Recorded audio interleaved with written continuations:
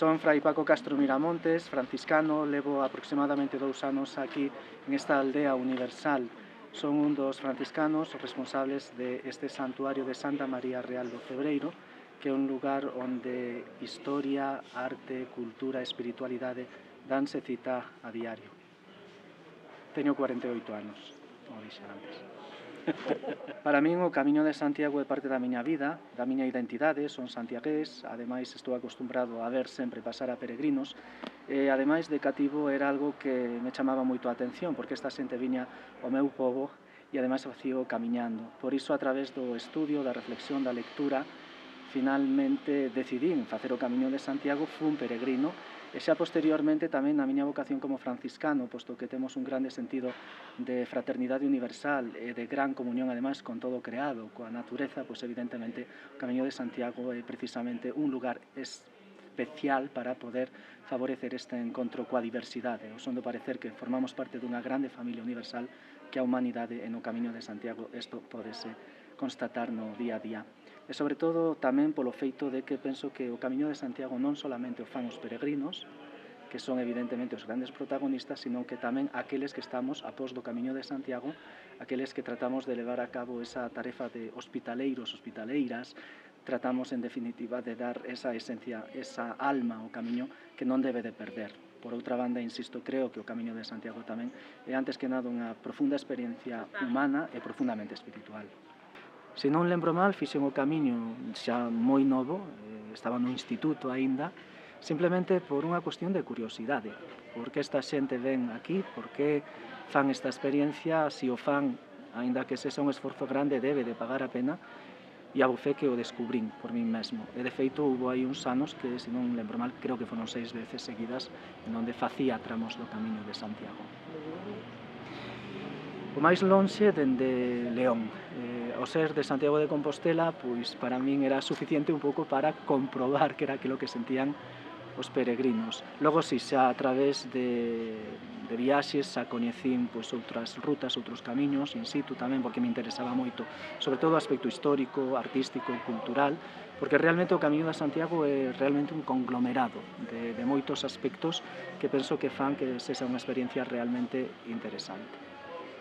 E merece a pena realmente, insisto, creo que a peregrinación a Santiago é un pouco reencontrarse con un mesmo, redescubrir que formamos parte de un todo, que somos unhas especies de teseliñas pequenas, pedriñas pequenas que formamos parte do gran mosaico universal. E en este sentido, insisto tamén e incido na experiencia profundamente espiritual.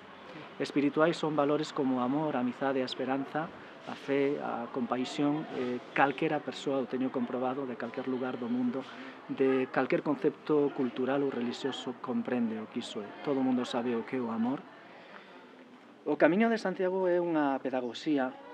O Camiño de Santiago ten a experiencia de peregrinar, ten un algo que fai que o ser humano poñase ao ralentí, que caminemos a 4 ou 5 km por hora, que é para o que foron confeccionadas as nosas pernas. E algo absolutamente universal. Hai unha serie de valores que están aí latexando no camiño que moitas veces xa na nosa sociedade posmoderna, na nosa sociedade materialista estáse a perder, e ao final sempre hai unha búsqueda do espiritual. Son do parecer que o Camiño de Santiago é algo así como un espacio no que se fai posible precisamente este encontro con un mesmo, coa alteridade, cos demais, ca natureza e, bueno, por extensión tamén, evidentemente, na procura espiritual con aquilo que damos en chamar a divinidade. Isto é o meu modo de ver o que fai que o Camiño de Santiago sexa realmente unha experiencia que cala fondo no corazón dos seus protagonistas, que ademais logo son os verdadeiros mensaxeiros, porque que mellores embaixadores podemos ter senón os propios peregrinos que contan a súa experiencia, que moitas veces non é transmisible a través de palabras, e que hai un algo que queda no corazón dos que oen a un peregrino, que vai e fai no ti, porque verás que é unha experiencia que paga moito a pena. Noto como algo quizás non de todo positivo o feito de todo o desenvolvemento comercial que se produciu. Insisto, está moi ben que se podan prestar servicios porque os peregrinos o precisan, hai que comer, Pero outra cousa é cando xa determinados lugares se convirten en unha especie de supermercado ou de superficie comercial. E é curioso porque os propios peregrinos isto chocalles moito, e chamaslle a atención, e incluso ás veces mesmo fuxen, non? Prefiren estar sempre en contacto coa natureza.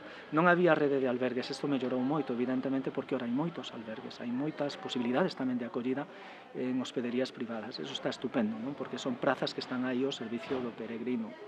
Era todo como máis salvaxe, era todo un pouco aventureiro, apenas existían guías, e as que existían eran en papel, hoxe xa estamos na época, digamos, deste gran desenvolvemento das redes sociais, que é importantísimo, porque é fantástico que un peregrino de Corea poida estar aquí no Cebreiro e poida estar perfectamente comunicándose coa súa casa en Corea, non?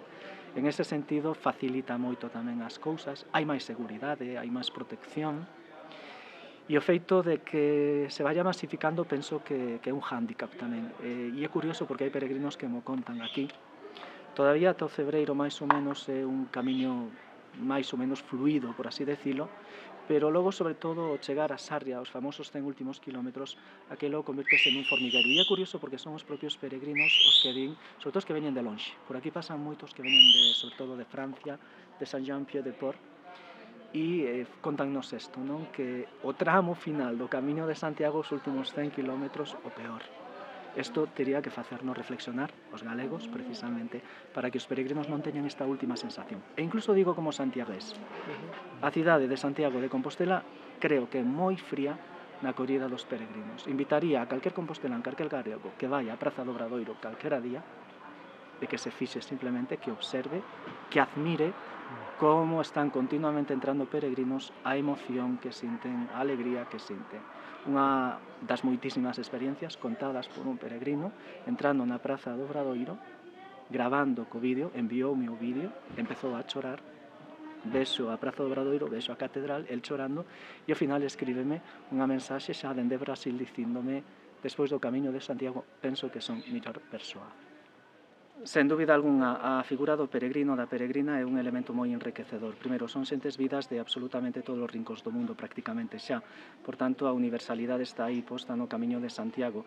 En ese sentido, voto de menos, si que por parte de Galicia, dos galegos, que sexamos máis sensibles ao feito de que cada persoa, cada peregrino é único e irrepetible, cada quen ven ademais co peso da súa vida en riba.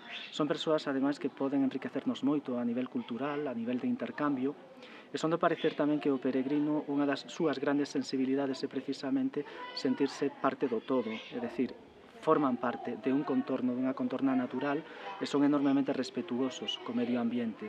En ese sentido, vemos como o ser humano que vive en armonía con todo o creado, evidentemente chega a un equilibrio interior, a unha paz interior que además fai que logo sexamos máis sensibles hacia todo o que nos rodea. Pero insisto, creo que en Galicia, máis aló da cuestión económica, que é evidente que está aí, o impacto económico está aí, pero que non nos quedemos simplemente en eso. O peregrino non é un euro con patas, sino que sobre todo unha persoa con sentimentos a quen deberíamos de estar abrazando cando cheganos. De feito, aquí no Cebreiro, que somos o primeiro pobo polo camiño francés a Santiago, o pobo de Galicia, precisamente unha das cuestións que suelo facer é desandar o camiño hacia outro lado, irme encontrando cos peregrinos, saudalos, darlles a benvida a Galicia. E incluso aquí no santuario temos tamén unha teima co tema da aperta, do abrazo.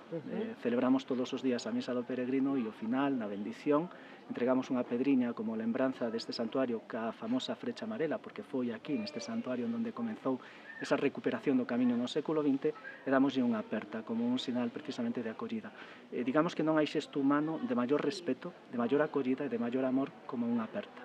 Os peregrinos son persoas que están condicionadas tamén pola cronoloxía, que moitas veces o peregrino, aquel que está en idade laboral, fai o camiño no tempo que ten de vacacións, por tanto, ás veces é con certa premura, e non dá tempo, digamos, a facer unha parada nos lugares, poder interrelacionarse máis coa xente. En ese sentido, sí que recomendaría precisamente eso, non? Que o peregrino poida non somente ir coñecendo lugares, a topografía, a xeografía, sino tamén coñecendo persoas, porque realmente a mellor maneira de coñecer un lugar é coñecendo as súas xentes.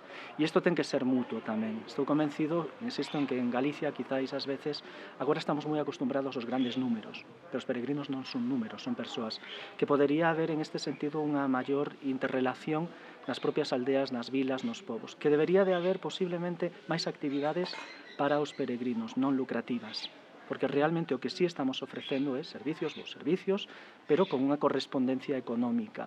Entón, ao final, bueno, pues eso quedase simplemente en esa relación compra-venda, pero teríamos que ir un pouco máis alá. Por eso sinto que sería necesario que nos lugares, sobre todo aqueles nos que os peregrinos máis paran, que houbera algún tipo de actividade especificamente pensada para o peregrino e de tipo gratuito, porque eso sería un foro xa aberto de intercambio, de conexión, de mutuo enriquecemento realmente.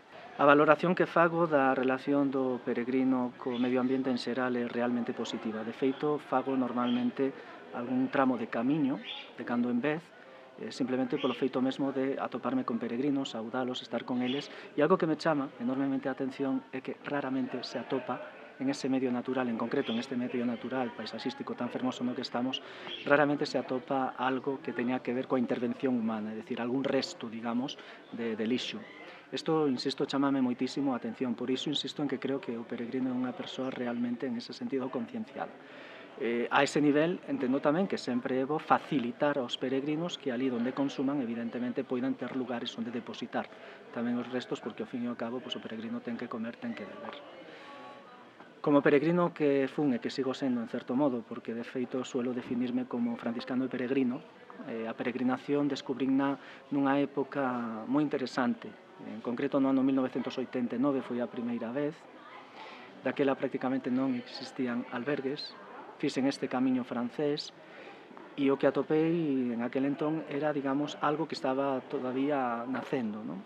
De feito, o boom mediático foi a partires do ano 1993 e, de feito, debemos moito tamén a unha figura que é recordada, lembrada aquí nesta igrexa, Elías Baliña, porque foi el, entre outras persoas, un dos grandes impulsores do camiño no século XX.